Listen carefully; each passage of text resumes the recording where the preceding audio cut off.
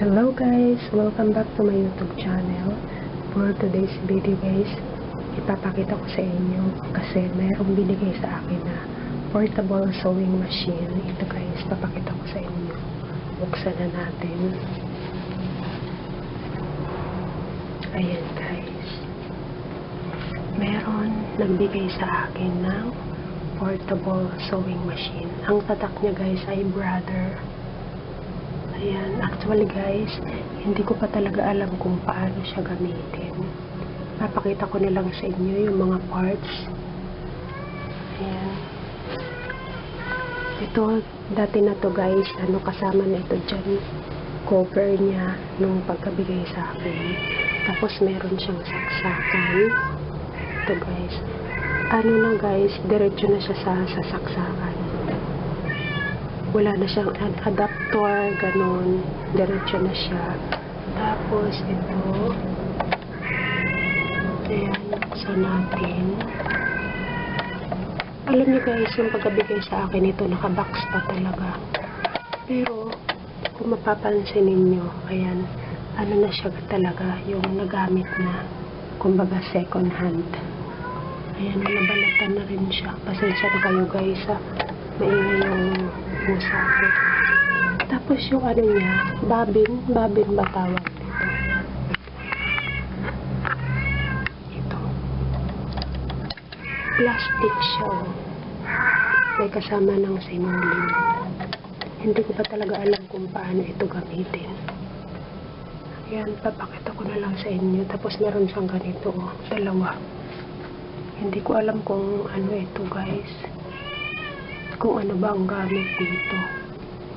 Meron siyang ganito.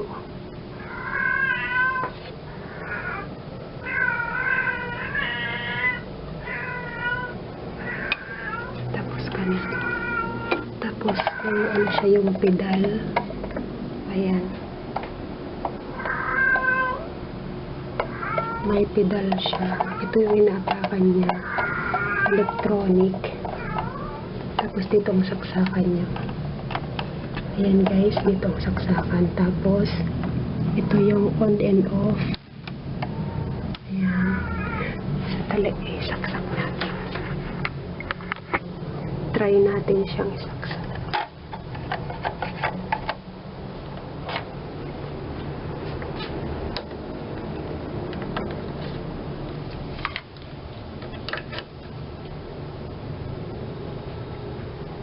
Yun lang, dumilim tayo.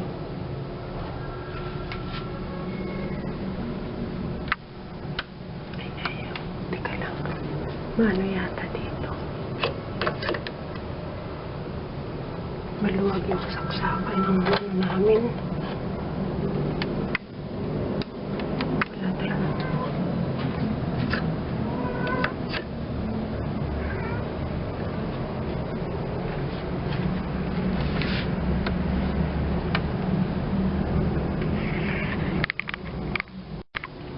Ayan guys, inayos ko lang yung saksakan. Ito yung on and off. Ayan. May ano siya guys, ilaw. May ilaw siya doon. Dati guys, nagkaroon na ako ng ganitong portable na sewing machine. Yung mga mura lang na nabibili sa Lazada. Siguro mga, kung natatandaan ko, mga 350 plus, mga ganun guys, yung bili doon sa sewing machine. Kaya lang, madali siya guys masira.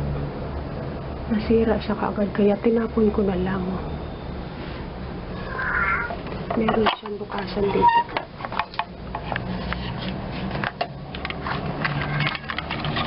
Meron siya. Packet.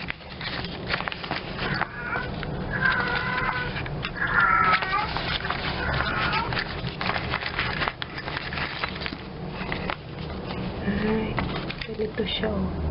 Hindi ko alam guys kung ano ito, para saan. May ganito. May ganito pa.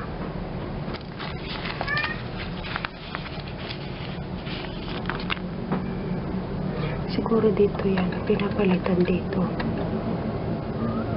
Ganito siya, oh. Pagpalit siguro dyan.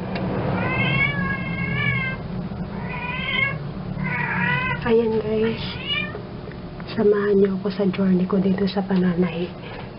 Titingnan ko guys kung matututo ba ako manahi, kasi talagang zero talaga yung kaalaman ko guys. Wala pa talaga akong mga idea kung paano ba manahi.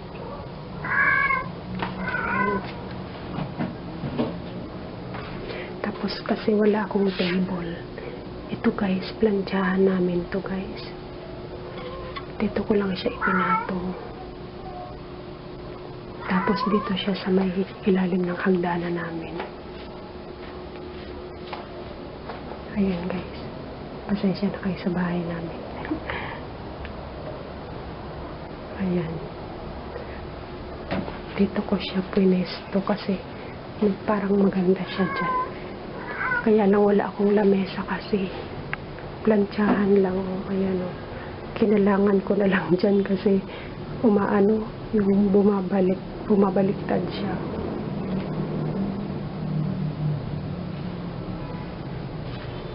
Ayan.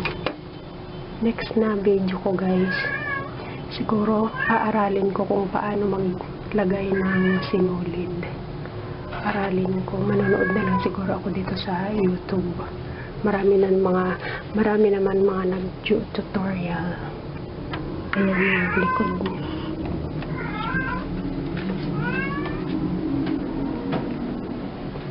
Ayan guys, thank you so much for watching.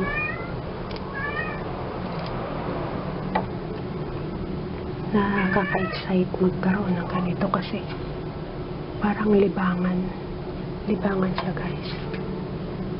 Titingnan ko kung matututo ba ako manahi. Ayun guys, thank you so much for watching. Pasensya na kayo sa pusa ko. Bye bye.